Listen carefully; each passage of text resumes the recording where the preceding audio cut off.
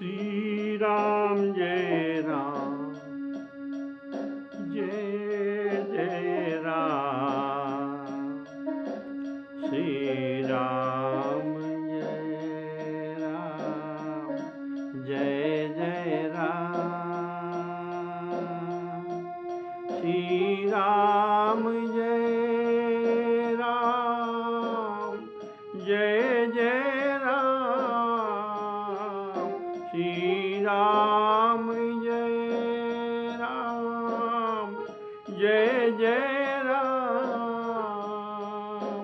श्री राम जय राम जय जय राम।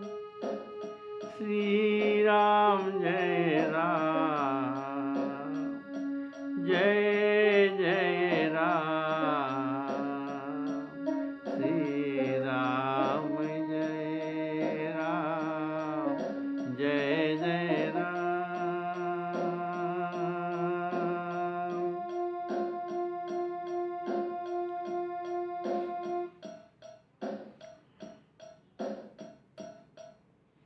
हमारे आदरणीय सम्माननीय राम कथामृत को आस्वादन करने वाले मेरे साथियों, सबको मैं राम राम कहकर राम कथा को स्वागत करता हूँ। तो प्रेम से बोलिए श्री राम जय राम जय जय राम। श्री राम जय राम जय जय राम। आप लोग सुन रहे थे पिछले एपिसोड में शंकर भगवान कैलाश पर्वत में नित्य विश्राम स्थान एक वटवृक्ष के नीचे गए, जाकर अपने बाघांबर आसन को बिछा दिए। इतना बड़े आदमी होकर, इतना बड़े प्रभु होकर कोई बिछाने वाला क्यों नहीं था? इसका कारण है कि शायद इनके पास और कोई नहीं थे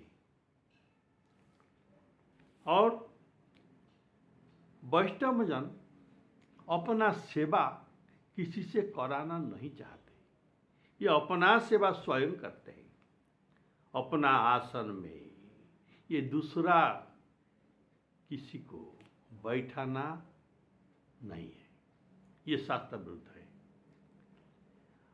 अपने आसन में दूसरा किसी को बैठना नहीं चाहिए। अपने से न्यून लोग को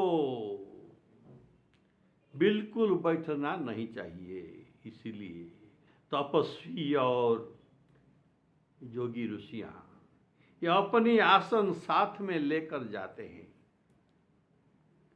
देखिए, संस्कार का संक्रमण होता है। आसन के द्वारा संस्कार का संक्रमण हो जाता है। इसीलिए संस्कार का संक्रमण कराना नहीं चाहिए। जैसे खाद्य पदार्थ आदि में जल स्थान ये सब में जैसे संक्रमण होता है, ऐसे आसन में भी संक्रमण होता है। तो अपना आसन किसी को देना नहीं चाहिए। संशय रूपी सिंह भक्ति रूपिणी गाय को विरोध करता है। क्या? संशय रूपी सिंह भक्ति रूपिणी गाय को विरोध करता है। इसीलिए ये सिंह का चमड़ा निकालकर, अर्थात इसका खाल के ऊपर आसन बनाकर शंकर जी बैठते हैं कुशासन में। ऐसा शास्त्र में कहा गया है। तो कुशासन में बैठने से आयु वृद्धि होता है। बाघांबर में मोक्ष मिलता है।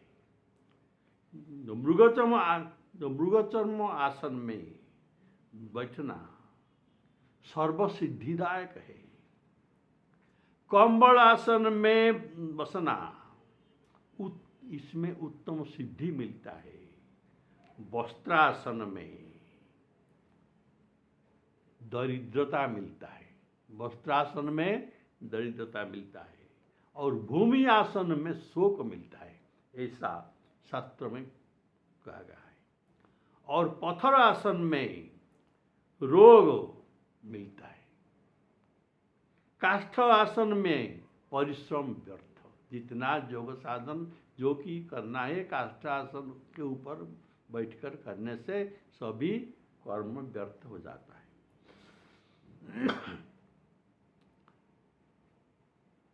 शंकर भगवान का स्वरूप को वर्णना जो गोस्वामी जी करते हैं, इनके रंग, इनके वर्ण कुंद पुष्प जैसा गौरवर्ण। कुंद पुष्प उज्जवल, गौरवर्ण, कोमल होता है, और चंद्रमा जैसे इनका शरीर शीतल है, और प्रकाश युक्त चंद्रमा जैसे अमृतमय, ऐसे ही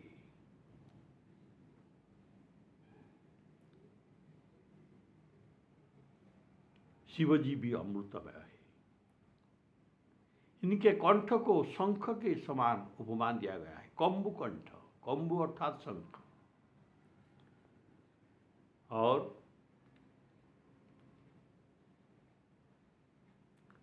इनको,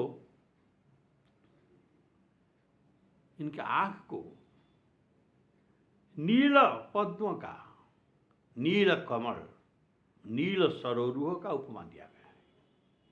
देखिए, नील सरोरुह में 9 गुण होता है, और कुंद पुष्प में भी 9 गुण होता है। तो कौन सा 9 गुण? ना कुंद पुष्प में प्रसन्नता, सुगंध, कोमलता, सरसता, माधुर्य और भृंग को आकर्षित करने वाले शक्ति होता है। तो शंकर भगवान के मुनि चिरा, जो मुनि चिरा अर्थात वस्त्र, मुनि वस्त्र पहने हैं, अर्थात मुनि वस्त्र के तात्पर्य उदासीन, ये है उदासन, उदासीन। कैकेयी माता राम जी को ऐसा वर मांगे थे, तापस वेश विशेष उदासी, 14 वर्ष राम वनवासी। तापस वेश अर्थात मुनि वेश में उदासीनता रहता है। तो बोले श्यावर रामचंद्र की जय। सुनिए,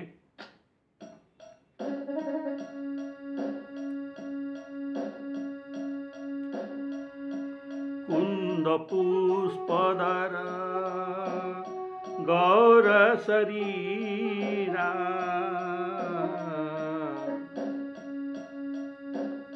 भुज प्रलम्बं परिधन मुनिचिरा,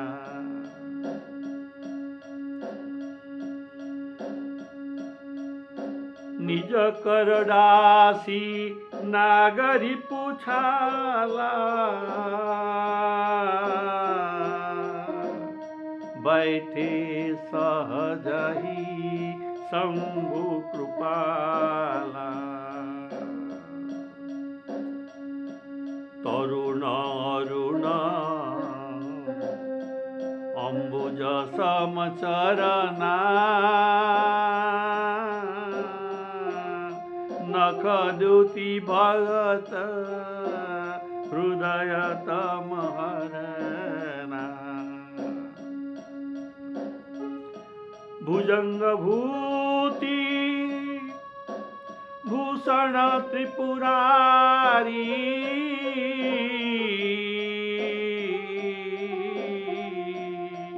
आनन शरद चंद छवि हारी जटा मुकुट शिवसुर सरित शिर लोचन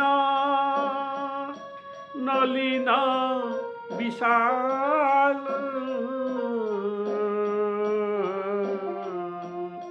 नीलकंठ लावण्य निधि सो बाल विधु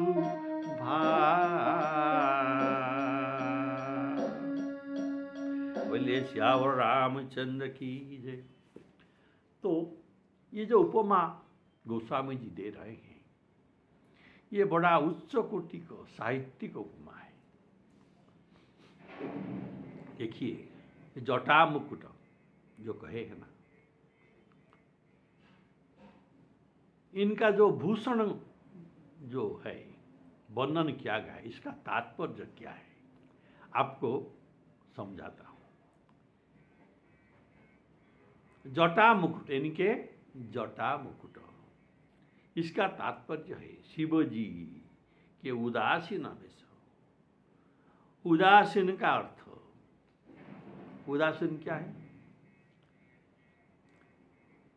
जिनको शत्रु और मित्र समान भाव रहता है, मान और अपमान भी समान लगता है, शीत उष्ण इसका प्रभाव भी समान लगता है, सुख दुख भी समान है। ऐसा जिनका भाव है इनको उदासीन लोग कहते हैं। गीता में इसका वर्णन है, सम शत्रौ च मित्रे च तथा मानापमानयोः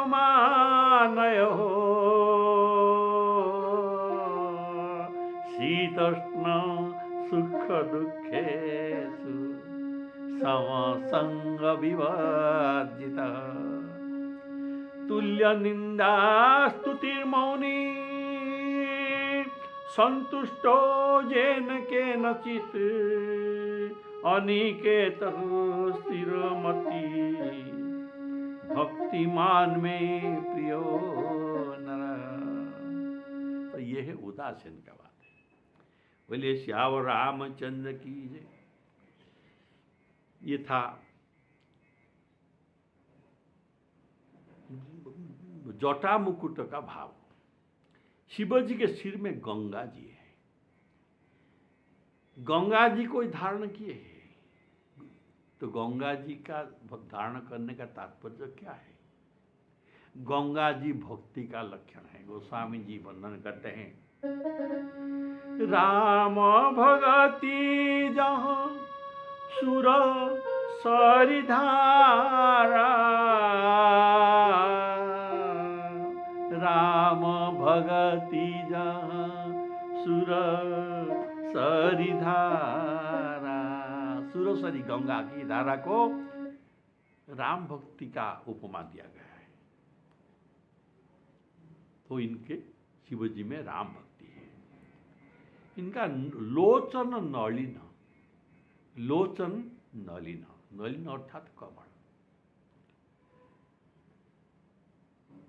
इसका भाव क्या है ना? कमल के पंखड़ा के समान इनके लंबे लंबे नेत्र हैं, और जिनका लंबे नेत्र होता है, सामुद्रिक शास्त्र में कहा जाता है कि इनमें कृपा भाव रहता है, इनमें ये कृपालु होते हैं। तो शिव जी भी कृपा रस भरा, जो इस नेत्र के द्वारा श्रोता को देखते हैं, तो इसको आह्लाद मिलता है। इनको जो दर्शन करता है इनको आह्लाद मिलता है, आनंद मिलता है। शिव जी का चौथा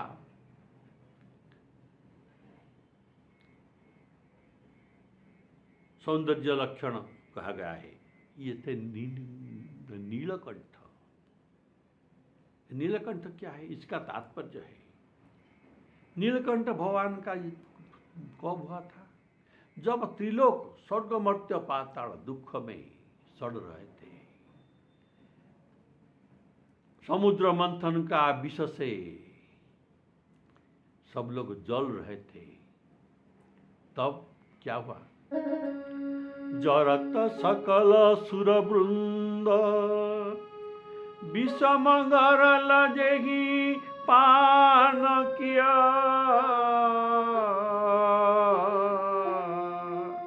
विषम गरल जेहि पान किया, तेहि न भजसी मति मंद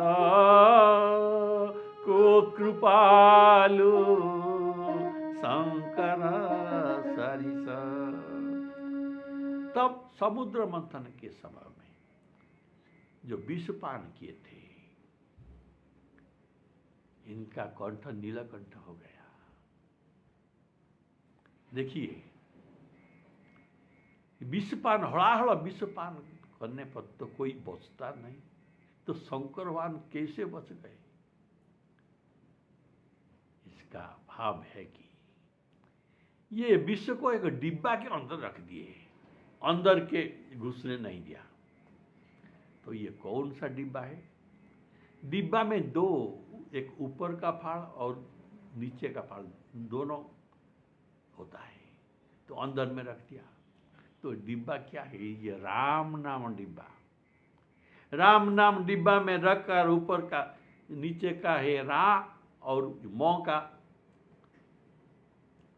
कवर तो लगा दिया, अंदर में विष रह गया और ये नीलकंठ बन गए। ये पेट के अंदर नहीं घुसा और विष जो मारने वाला था ये अमृत हो गया शिव जी के लिए, और शिव जी चिरंजीवी हो गए, अमर हो गए। बोले श्यावर रामचंद्र की जय। तो ये है भगवान का नीलकंठ परोपकारी। बोले श्यावर रामचंद्र की जय। तो पांचवा दृष्टांत, पांचवा लक्षण कहा गया है, शिवजी लावण्य निधि। लावण्य निधि ये क्या है? लावण्य अर्थात शोभा, आप जानते हैं, निधि अर्थात समुद्र, तो शोभा के सागर है। शंकर भगवान शोभा के सागर है। देखिए, सागर में, सागर को जो मंथन किया गया था तब रत्न मिला था, 14 रत्न। और यहां गोस्वामी जी शिवरूपी सौंदर्य सागर को मंथन किया और 9 रत्न पाए। सागर मंथन में पहले 14 रत्न मिला था, लेकिन लावण्य निधि शिव सागर को मंथन करके शिव गोस्वामी जी ने 9 रत्न पाया, जो आपको मैं सुनाया। कौन कौन सा 9 रत्न? देखिए, जटा मुकुट, गंगा, गंगा सिर पर धारण कर, लोचन नलिन, नीलकंठ, बाल विधु, बाल विधु, बाल चंद्रमा, द्वितीय चंद्रमा। ये द्वितीय चंद्रमा, ये क्या? द्वितीय चंद्रमा का कोई आदर नहीं करते, इसीलिए इसका प्रतीक है कि ये दीनहीन व्यक्ति को दीनहीन चंद्रमा को जैसे आश्रय दिया है, ऐसे दीनहीन भक्तों को भी शंकर भगवान आश्रय देते हैं।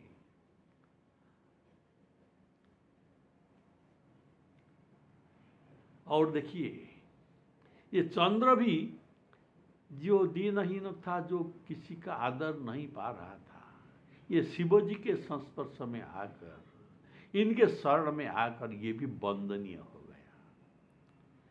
जो टेढ़ा था, टेढ़ा होने पर भी ये जगत के वंदनीय हो गए। बोले श्यावर रामचंद्र की जय। और शिव जी तो जगत बनता है। ये टेढ़ा का शरण, दीनहीन को शरण दिया, इसलिए चंद्र भी वंदित हो गए। गोस्वामी जी लिखते हैं, जमाश्रितो ही वक्रोपी चंद्र सर्वत्र वंद्यते। जमाश्रित, जमाश्रित, जिन शिव जी को आश्रित होने पर, वक्र होने पर भी, जमाश्रितो ही वक्रोपी चंद्र सर्वत्र वंद्यते। बोले श्यावर रामचंद्र की। ऐसे ही नवरत्न का व्याख्या आपको किया गया। तो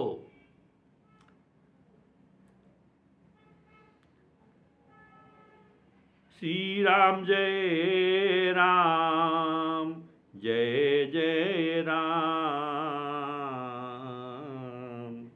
श्री राम जय राम, जय जय राम। और भी देखिए,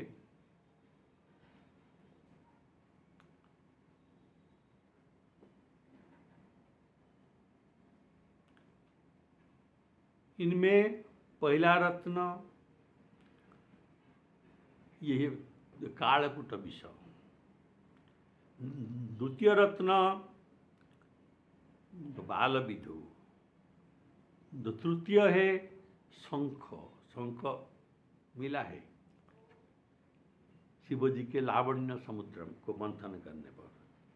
शंख कुंद इंदुदर गौर शरीरम, कुंद इंदु, कुंद और इंदु चंद्रमा, ऐसे गौर शरीर, गौरवर्ण।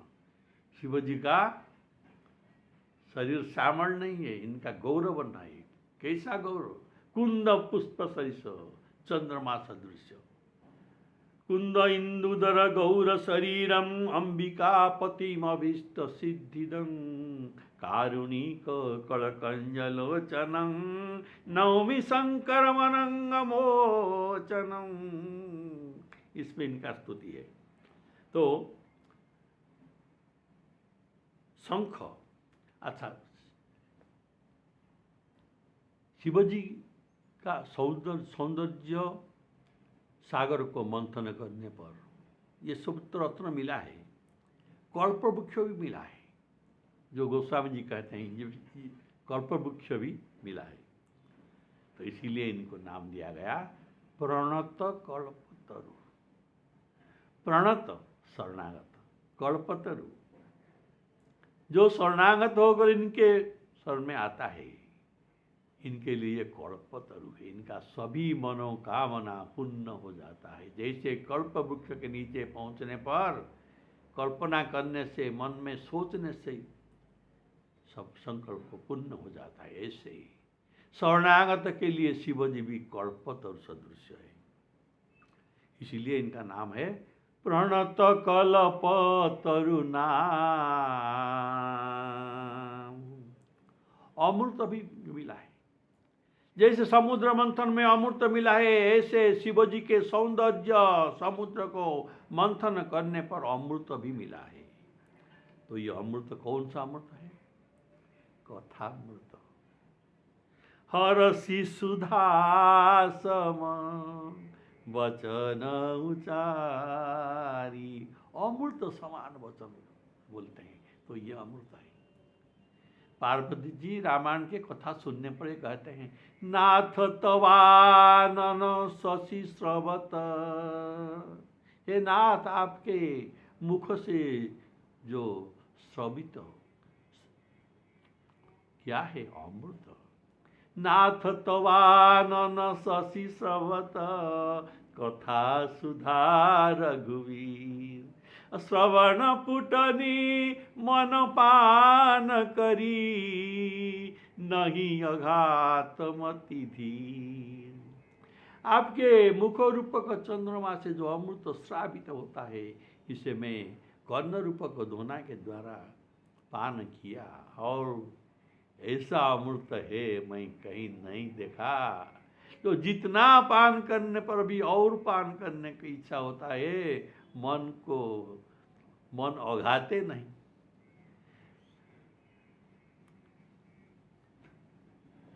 नखद्युति, शिव जी के नखद्युति, ये भी एक रत्न है। कैसे रत्न?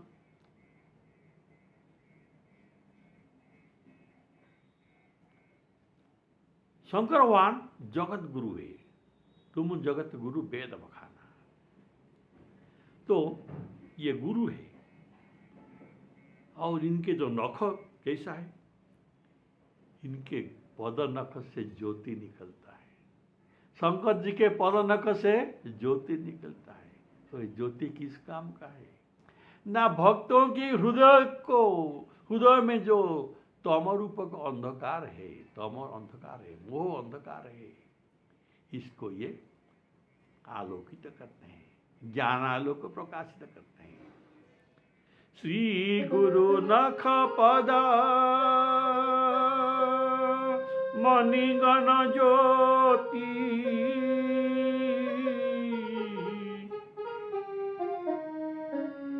श्री गुरु पद नख मणिगण ज्योति। सुमिरत दिव्य दृष्टि होती। सुमिरत दिव्य दृष्टि होती। तो पदनख ये एक रत्न है, इसको मणि कहा गया है। श्री गुरु पद नख मणिगण ज्योति। मणि से जैसे ज्योति निकलता है, ऐसे शिव जी के नख से भी ज्योति निकलता है। तो ये भी एक रत्न है जो सौंदर्य, शिव जी के सौंदर्य सागर को मंथन करने पर गोस्वामी जी ने पाया है। बोलिए श्यावर रामचंद्र की। और ये जो प्रकाश है, नखों का प्रकाश, इस प्रकाश में ये मोह रूपक अंधकार भी ये नष्ट करता है। भक्तों के मोह रूपक अंधकार को नष्ट करता है। दलन मोह तम सोस प्रकाश। बड़े भाग आवई जासु। समुद्र मंथन में लक्ष्मी जो मिले थे, तो इनके समुद्र में लक्ष्मी कहाँ है? यस, लक्ष्मी भी है। तो कौन सा लक्ष्मी? पार्वती। क्या लक्ष्मी से कम है क्या? इनके जो पार्वती मिले ये तो लक्ष्मी है। ये शिव जी के लक्ष्मी कौन है? ना पार्वती है। बोले श्यावर रामचंद्र की। समुद्र मंथन में कामधेनु निकल था और शिव जी के सौंदर्य समुद्र में भी कामधेनु निकला है। तो ये कामधेनु क्या है? नहीं, जो राम कथा जो श्रावित किए शिव जी के मुख से, तो राम कथा पहले आरंभ हुआ ना। तो ये है कामधेनु। राम कथा शिव जी के मुख से जो निःसृत हुआ, ये है कामधेनु। गोस्वामी जी कहते हैं राम कथा सुरधेनु। सुरधेनु अर्थात कामधेनु। सुरधेनु सम सेवत जगत सब सुख दानी, सत समाज सुर लोक को न सुने अस जानी। इसलिए सभी सुनते हैं, ये कामधेनु को कौन अनादर करता है।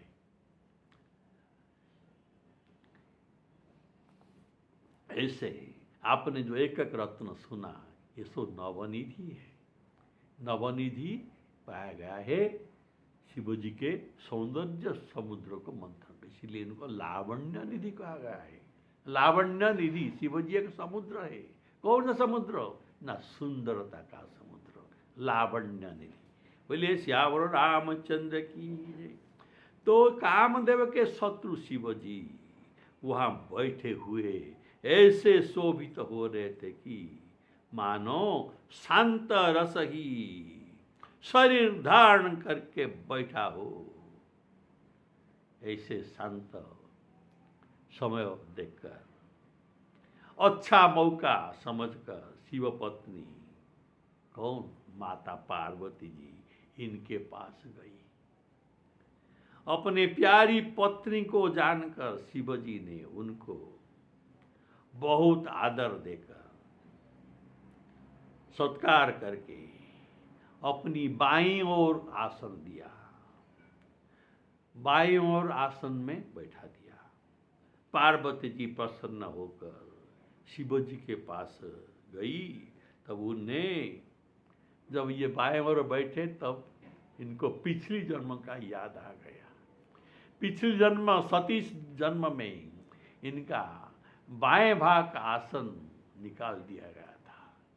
सनमुख शंकर आसन दीना, इनका अपराध पर इनको सन्मुख आसन दिया था, माता के आसन दिया था, शिष्य के आसन दिया था, लेकिन अभी इनका पत्नी का आसन मिल गया, इसलिए बहुत प्रसन्न है।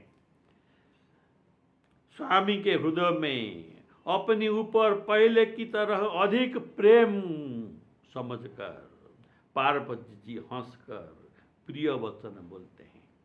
बोले श्यावर रामचंद्र की। कौन सा प्रिय वचन? याज्ञवल्क्य जी राम कथा कर रहे हैं और भरद्वाज जी सुन रहे हैं, तो भरद्वाज जी पूछते हैं कौन सा प्रिय वचन? तो याज्ञवल्क्य जी कहते हैं, पार्वती जी कहते हैं, हे प्रभु, हे नाथ, मैं कुछ पूछना चाहता हूं, ये अपने लिए नहीं, जो कथा सब लोगों को हित करेगा, ऐसा सर्वहित करने वाली बात मैं आपको पूछता हूं, उसे मैं पूछना चाहती हूं। बोलिए श्यावर रामचंद्र की जय। बैठे सोह काम रिपु कैसे, धरे शरीर शांत रसु जैसे, पार्वती भल अवसर जानी, गई शंभु पही मातु भवानी,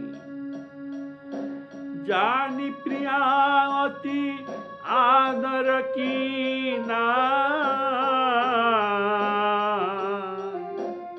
बाम भाग आसन हर दीना, बैठी शिव समीप हर साई, पूर्व जन्म कथा चित आई, पति हेतु अधिक अनुमानी, बिहसी उमा बोली मृदुवानी, कथा जो सकल लोकहितकारी, सोई पूछना चाह शैल कुमारी। तो पार्वती जी का प्रश्न शुरू हो गया।